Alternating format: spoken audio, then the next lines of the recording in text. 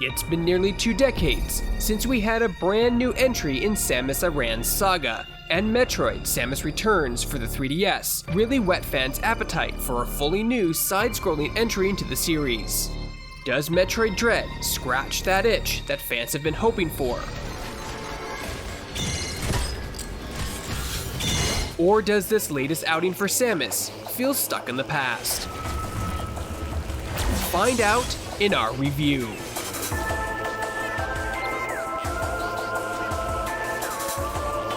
Hey folks, if you enjoyed the review, please hit that like, subscribe, notification button.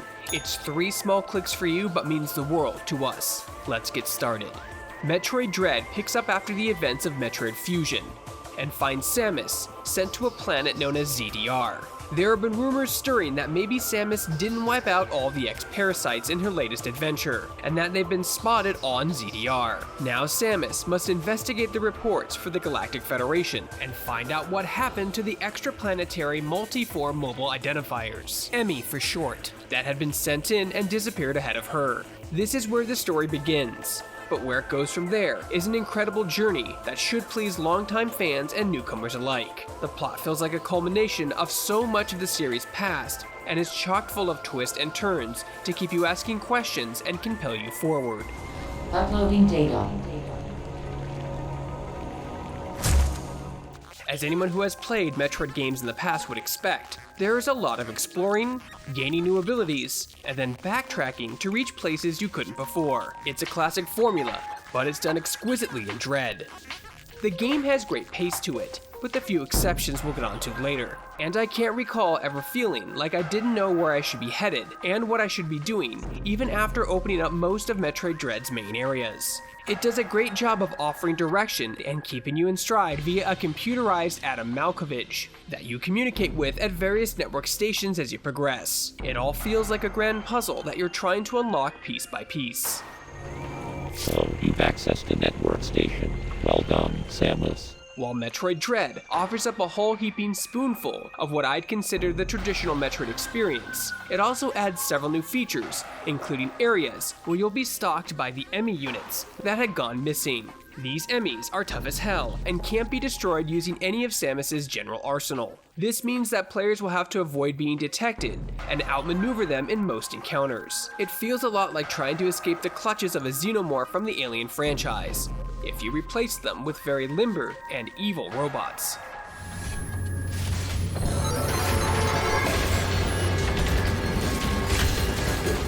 If you do happen to get caught, you will get a chance to counter in a sort of quick-time event, but the timing can be harder to hit than the old animated Dragon's Lair arcade games.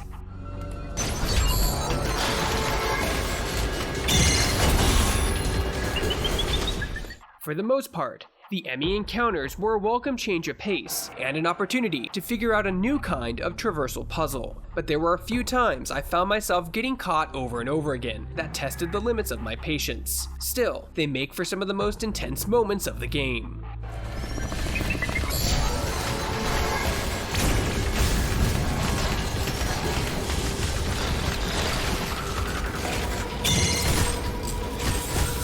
From a visual perspective, the Metroid series has never looked better. Environments range from dark caverns, pits of lava, ancient ruins, and beyond. Keen-eyed players will notice several moments where the game's backdrop may offer a brief glimpse of what Samus may be facing down the road. Creature designs are just as varied as the environments, and run the gamut from creepy, gooey alien creatures to killer robots and everything in between. In particular, the bosses in Metroid Dread tend to be larger than life, especially in the case of a familiar foe who comes back bigger and badder than ever before in Dread. There's just a delicious amount of detail to be soaked up everywhere. The soundtrack hits all the marks as well, with its oh-so-important balance between minimalism and grandiose composition. Moments where the environment should be subtle and build tension have an eerie, airy ambiance. It's a perfect contrast to the loud and intense moments where you'll throw down against a boss or try your best to escape from an EMI's deadly grip. As I mentioned before, Samus has some old and new tricks up her sleeve. Standard move abilities like the Morph Ball and Ice Missiles make a comeback, along with the more recently added counterattack skill. I actually really like how the counterattack functions in Metroid Dread. If you're fighting against a regular enemy and you get the timing right, it offers you a chance to get a one-shot kill, with some bonus loot for having mad skills. It's also super helpful that your blaster will auto-aim in the direction of a dazed enemy after you land a hit. In boss fights, timing a counter properly will get you animated sequences that give you an opportunity to blast them with a barrage of attacks.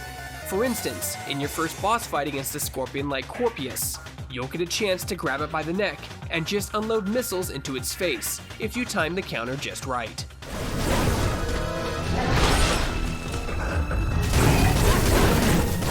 Metroid Dread also adds a Cloak Ability that Samus will be able to use to unlock certain doors, but more importantly, she can use it to avoid enemy detection. It's a skill that saved my bacon from being caught a number of times by those bad bots. It's a great new skill that really complements the emphasis on stealth during the Emmy segments.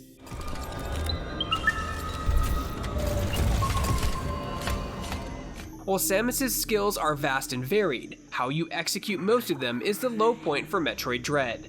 The controls are just dated, and add a layer of challenge that make them even more frustrating. There are points where I found myself holding down 2 shoulder buttons, a face button, and aiming with the left analog stick all at the same time. While I love the puzzle aspects of Metroid Dread, I don't want the controls to feel like I'm doing more steps than a learn how to dance instructional video.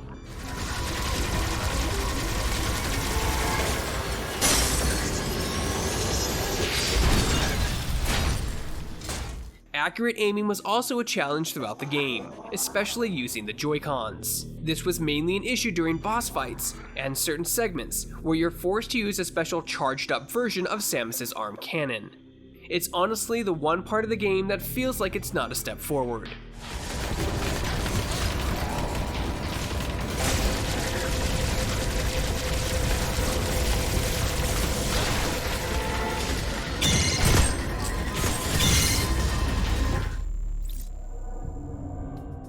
The only other real crack in Metroid Dread's space armor is the difficulty can fluctuate at times. For instance, I must have done the second boss fight at least a dozen times before I finally mastered all the patterns and got the timing right. But most of the other bosses, with the exception of the final boss, which I'll get to in a moment, only took me a couple tries before I could put everything together and blast them to smithereens. You should definitely be prepared to spend a lot of time taking on that final boss as well. It's just tough as nails. With that being said, I think it's all part of the charm and challenge. A lot of those failed attempts came down to me not recognizing a lot of attack patterns and striking opportunities. I had a lot of aha moments where things just clicked, and I felt like an idiot for not seeing it sooner. Plus, I don't want an easy Metroid game. I want a Metroid that fills me with a sense of accomplishment when I finally beat it, and that's what Dread delivers overall.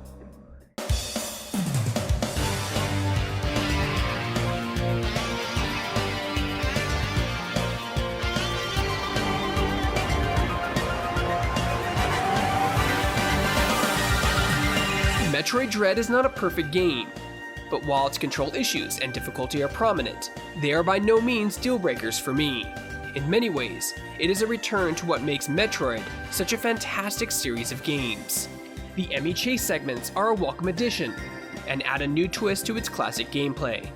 The boss fights are more epic than ever, and the story is such a sweet payoff for fans that have invested literal decades in the overall series lore.